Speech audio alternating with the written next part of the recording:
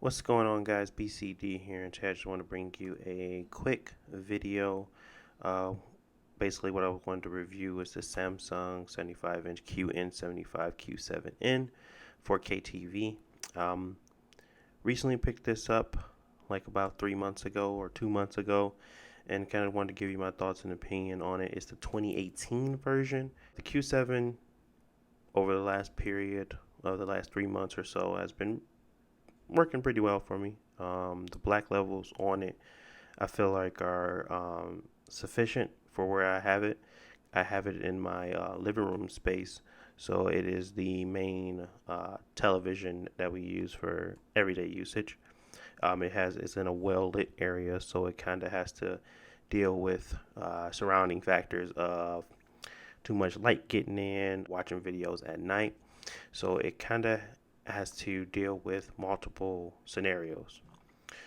In this video, you'll see me go through a few different types of media, video games, movies, most of it streaming. I wanted to showcase how it does in black, how it does with reflections, how it does when reflections are minimized, and so on and so forth. So it kind of goes through every scenario.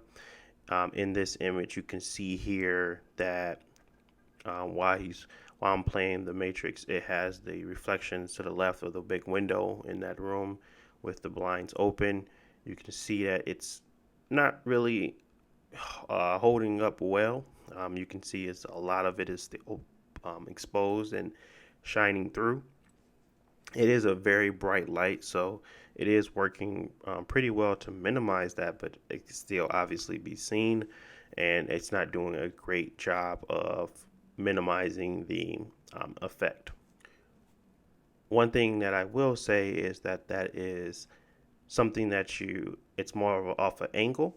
So if you were to be sitting straight in front, you wouldn't have that same issue. It's just when I'm off to the right and I'm kind of looking at it from that perspective, it has that very large bounce and extra light coming in. So it does well in well lit areas, but then again, it does not, in my opinion, change or stop reflections.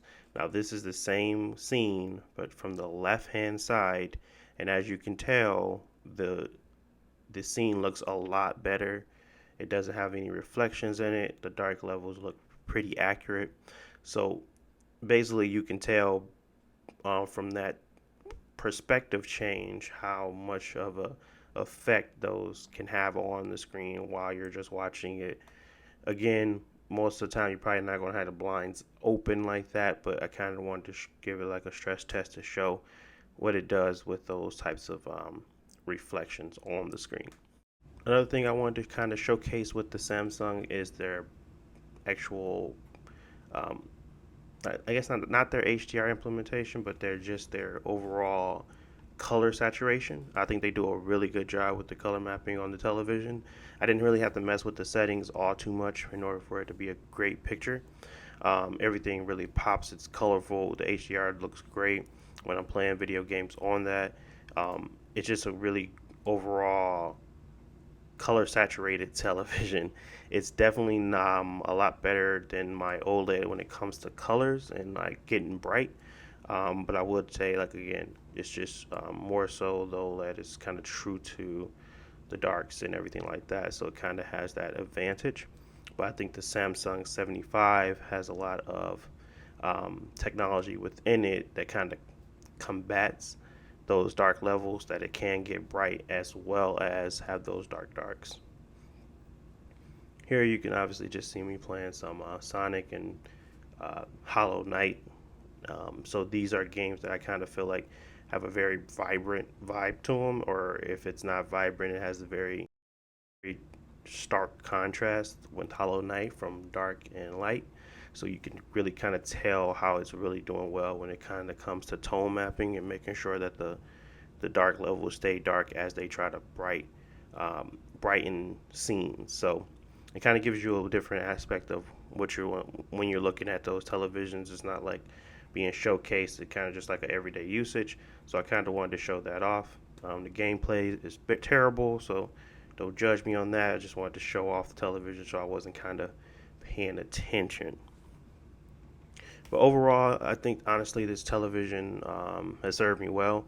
It's a great television to have. I think that obviously there's TVs out there, or the Samsung 80, the one that right above this one, not the 9 but the 8, kind of has a better implementation for technology where it comes to dark levels. But I think this television does a pretty great job of kind of combating that and meeting that standard of dark levels and content. So I mean, let me know what you guys think. Obviously, I think that it's a pretty good implementation. You can obviously have a different opinion.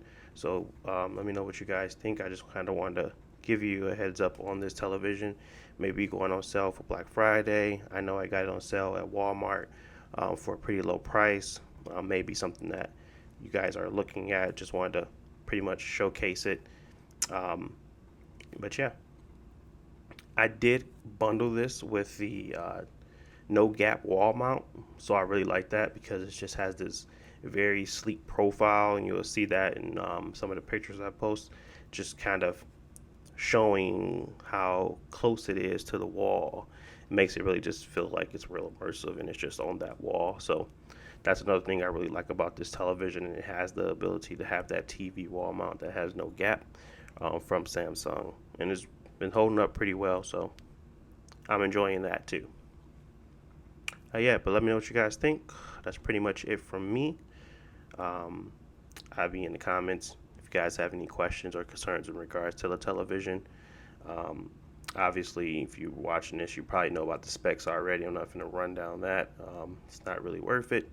But again, the television, in my opinion, has a lot of pros, not that many cons. So I do enjoy this television on a day to day. All right, but you guys have a good one. Peace.